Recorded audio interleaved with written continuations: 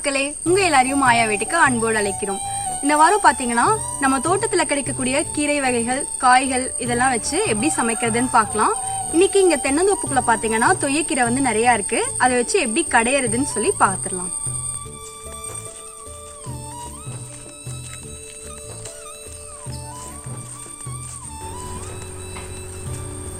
நாங்கள் கீரை பறிக்க போனோம். கடைசியில் ஆயாவே வந்துட்டாங்க, அதனால் அவங்களே பறிச்சிட்டாங்க.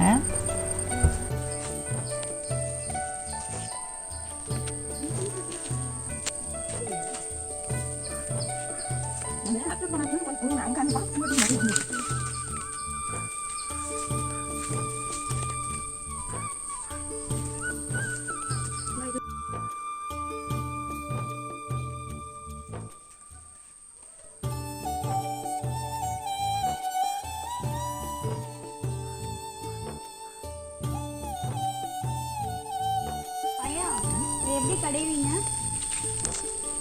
எப்படி கடையிறது? எப்படி கடையிறதுன்னு நீங்க சொல்லுங்க. நீங்க சொல்லுங்க.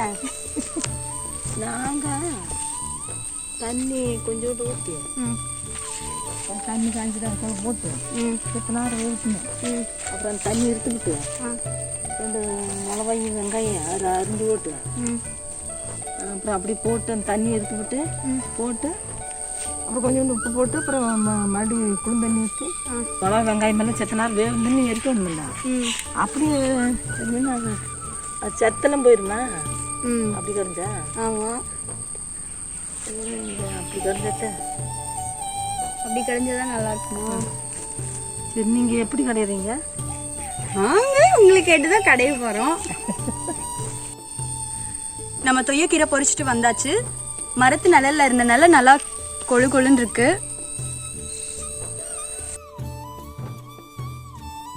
இப்போ நம்ம கீரையை வந்து வேக வச்சிடலாம். அதுக்கு வந்து தண்ணி ஊத்தி கொதிக்க விட்டுடலாம். இப்போ தண்ணி சூடாயிடுச்சு. இப்போ நம்ம கீரையை உள்ள சேர்த்துடலாம். கீரை ஒரு 3ல இருந்து 4 நிமிஷம் வரலும் தண்ணியில இருந்தா போதும், அதுக்கு மேல இருக்க தேவையில்லை. அதே மாதிரி நீங்க தண்ணி சேர்க்கும் போது கொஞ்சமா சேர்த்துக்கோங்க, நிறைய தண்ணி சேர்க்க தேவையில்லை. கீரை ஒரு 4 நிமிஷம் ஆயிடுச்சு. இதை இப்ப நம்ம வடிச்சு எடுத்துடலாம்.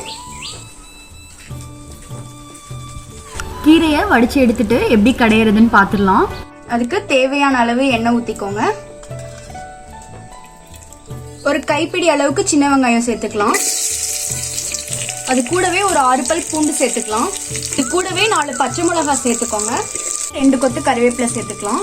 இது கூடவே 1 டேபிள் ஸ்பூன் ஜீரகம் சேர்த்துக்கலாம்.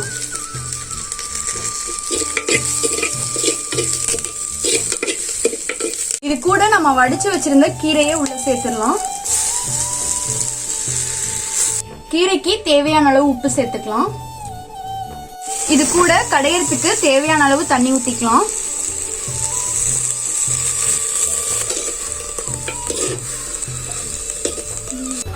நம்ம இந்த கீரை கடையில் கூடவே தேங்காய் பால் ரசமும் எப்படி செய்யறதுன்னு பார்த்துடலாம்.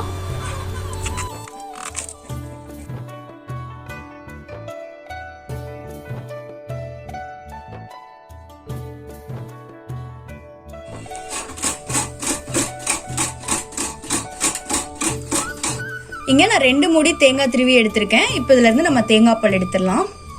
நம்ம ரசத்துக்கு புளி ஊற வச்சிடலாம். தேவையான அளவு புளி எடுத்துக்கோங்க.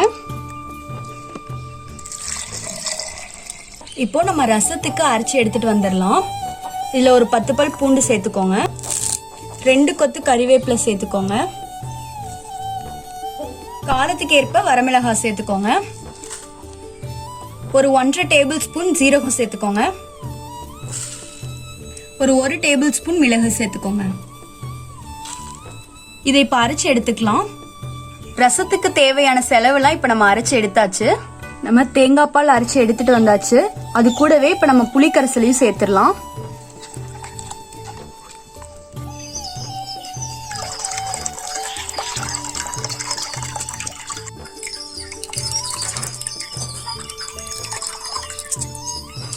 இப்போ நம்ம தேங்காய் பால் ரசம் செஞ்சிடலாம்.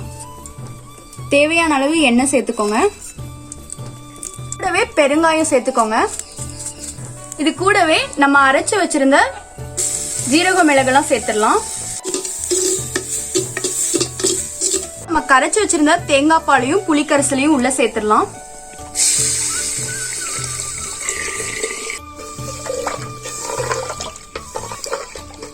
இதுக்கு தேவையான அளவு உப்பு சேர்த்துக்கோங்க. இதுல ரொம்ப தண்ணி சேர்த்துறாதீங்க, கொஞ்சம் புளிப்பா இருந்தாதான் ரசம் நல்லா இருக்கும்.